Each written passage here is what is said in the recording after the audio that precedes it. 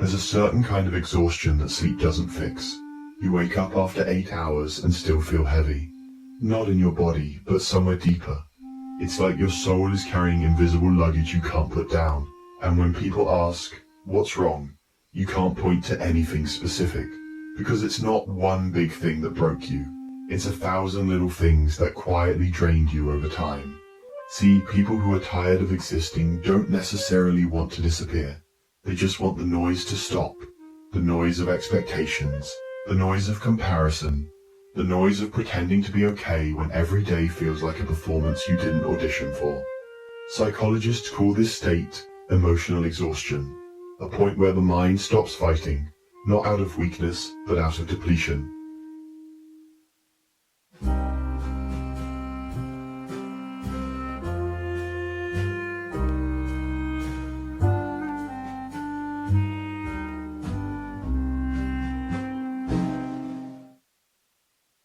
It happens when your emotional output has exceeded your emotional input for too long.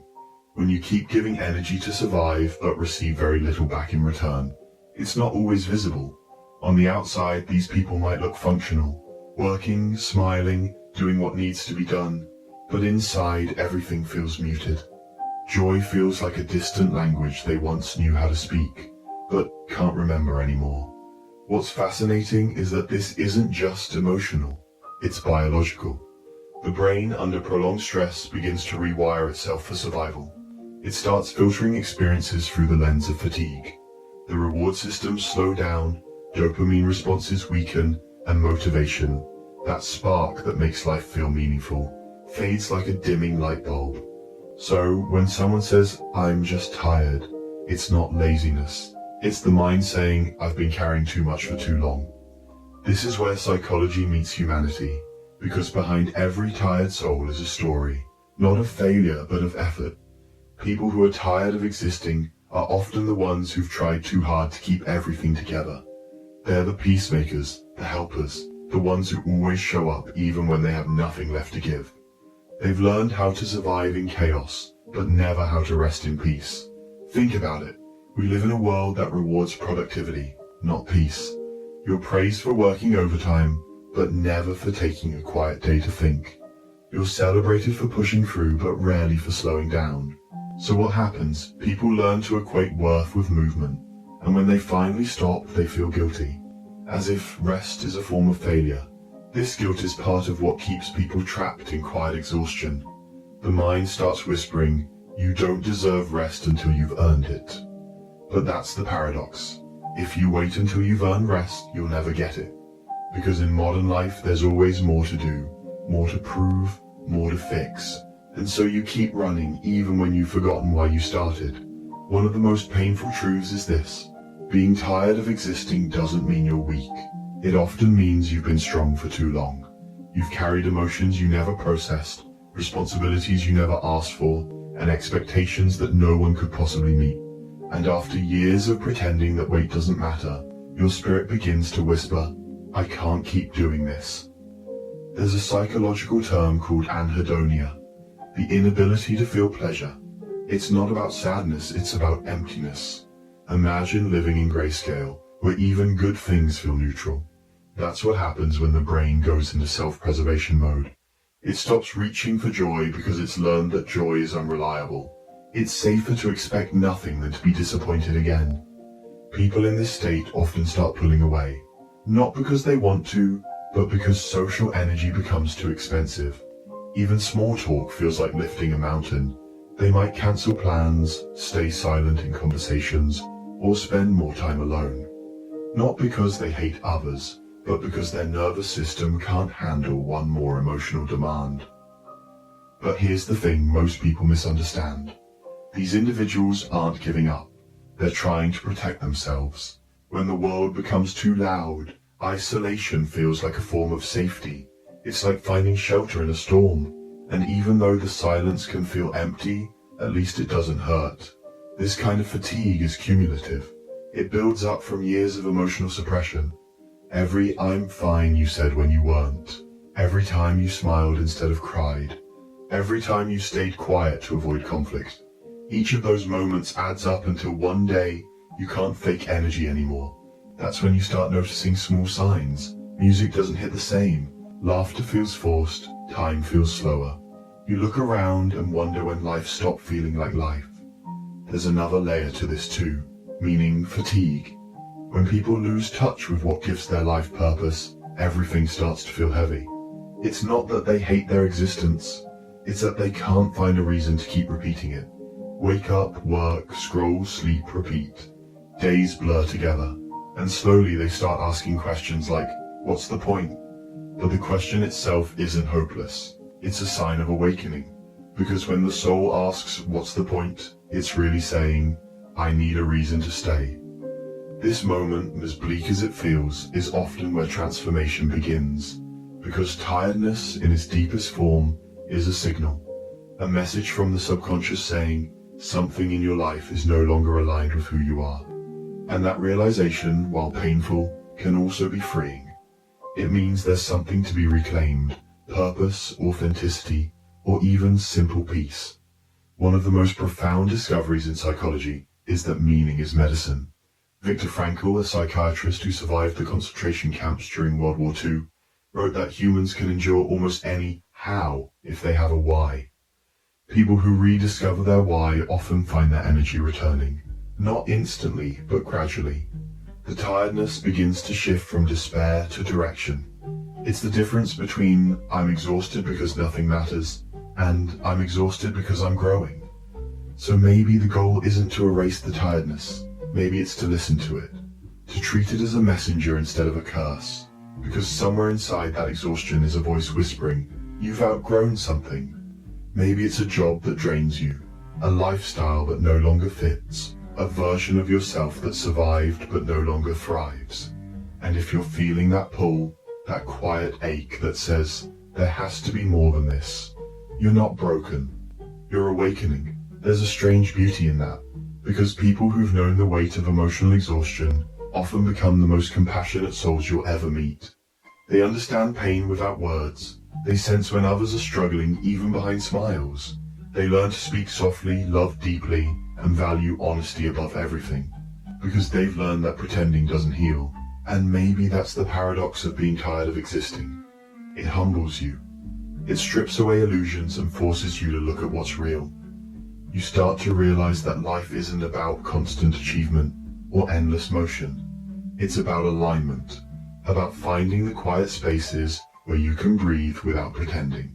If you're listening to this and something in you resonates, that invisible fatigue, that quiet ache, remember this. You are not alone. You are not strange for feeling this way. You're simply human in a world that often forgets how to rest. You don't need to fix everything at once. You don't need to force joy or fake energy. All you need to do, just for now, is to stop running from your tiredness and start hearing what it's trying to tell you. Because sometimes, being tired of existing isn't the end. It's the beginning of living differently. You see, the moment you admit that you're tired of existing, something shifts. For the first time, you're being honest. Not with others, but with yourself. And that honesty, though it feels heavy, is actually the beginning of healing. Because until you name your fatigue, you'll keep trying to fix it with distractions. New goals, new habits, new screens, anything that feels like movement. But what you're really craving isn't more movement, it's meaning. And meaning doesn't always come from grand achievements or life-changing breakthroughs. Sometimes it's found in the smallest, quietest moments. Watching the rain hit the window, hearing a song that understands you, sitting in silence without needing to perform for anyone. It's in those moments that your nervous system finally says, thank you. Because rest is not laziness, it's repair. When you start to rest, not just physically, but emotionally, you begin to notice how much of your life has been driven by survival. Every decision, every plan, every reaction, it's all been about avoiding pain rather than creating peace. And that's understandable. Your brain is wired that way. The human mind prioritizes safety above happiness. That's why, even when everything looks fine on paper, you can still feel hollow inside. Because safety without meaning eventually feels like a cage. Here's the truth. Most people never say out loud. When you're tired of existing, it's not because you want to give up. It's because you want something deeper to live for.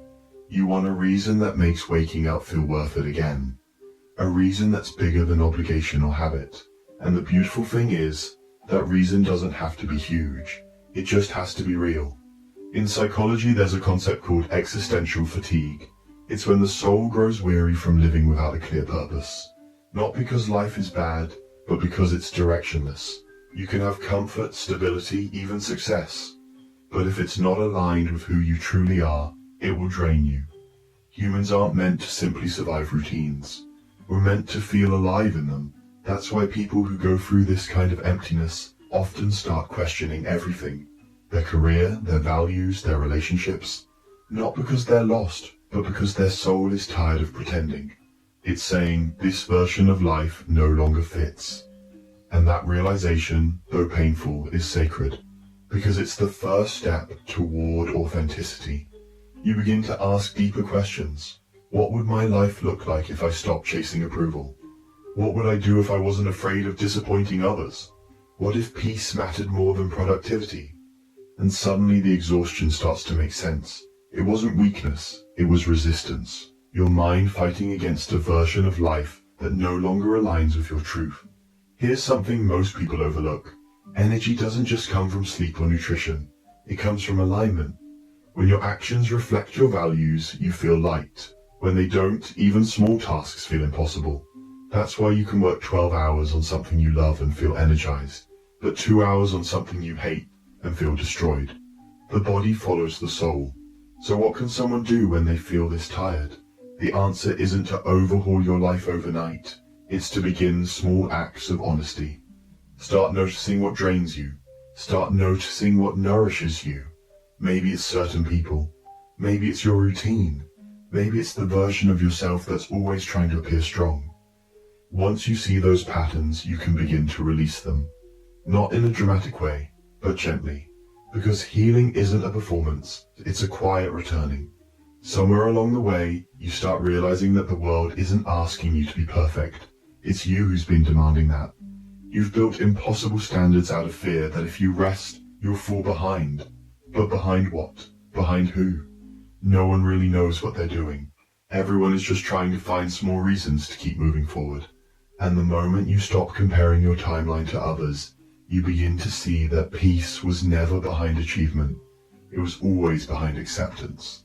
There's something powerful that happens when a person accepts their exhaustion without shame.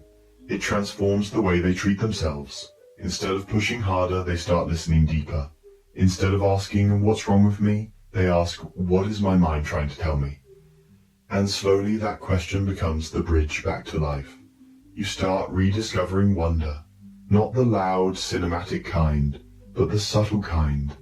The quiet beauty of small things. The way sunlight spills across your room in the morning. The smell of coffee. The way your favorite song makes you feel seen. These tiny anchors remind you that life doesn't have to be extraordinary to be meaningful. It just has to be felt. And feeling ironically is something we unlearn as we grow older. We're taught to analyze, to optimize, to stay productive. But we're rarely taught to simply feel. To sit with sadness without fixing it. To hold joy without fearing it will vanish. People who are tired of existing are often the ones who've lost touch with that raw emotional connection to life. They've become numb, not because they don't care, but because caring has hurt too much. The way back isn't through more control. It's through surrender, through allowing yourself to be human again, to cry without justification, to rest without guilt, to admit that maybe you don't have all the answers right now, and that's okay. Because sometimes the most courageous thing you can do isn't to keep pushing forward. It's to stop, breathe, and start again from a place of truth. One of the most profound studies in positive psychology found that people who regularly engage in all moments, small intentional experiences of wonder, report higher levels of life satisfaction and lower rates of burnout. So even when you feel empty, seeking awe can help reawaken something inside you. It could be watching the night sky, listening to music that moves you, or writing a letter to your younger self. Because awe reconnects you with existence itself. It reminds you that you're still here, and that being here still matters. And maybe that's the quiet miracle of being tired of existing. It strips life down to its essentials. It removes the noise, the performance, the illusion. It asks you to rebuild, not a perfect life, but a true one. A life built on what genuinely nourishes you. So if you're in that place right now, where even simple things feel hard, where each day blurs into the next, I want you to remember this. You are not behind. You are not broken. You're simply being called to reconnect. Your tiredness is not a flaw. It's a compass. It's pointing you back towards something real. Maybe towards slowness, maybe toward honesty, maybe toward meaning. And when that reconnection begins, even in the smallest way, the world starts to look a little different. Colors feel warmer, music feels closer. You start to laugh again, not because everything's fixed, but because you've made peace with the imperfections. And that peace, that quiet acceptance, is where real life begins again. The truth is, there will always be moments where the weight returns, days where you question your direction. But now, you'll know what it means. You'll recognize it not as the end, but as a signal, a reminder that you are someone who feels deeply, who thinks deeply, who lives deeply. And that's something to be proud of. Because maybe being tired of existing doesn't mean you've failed at life. Maybe it means you finally paused long enough to realize that life deserves to be lived consciously, not just endured. And that pause, that breath, that gentle awareness might just be the beginning of everything you've been searching for.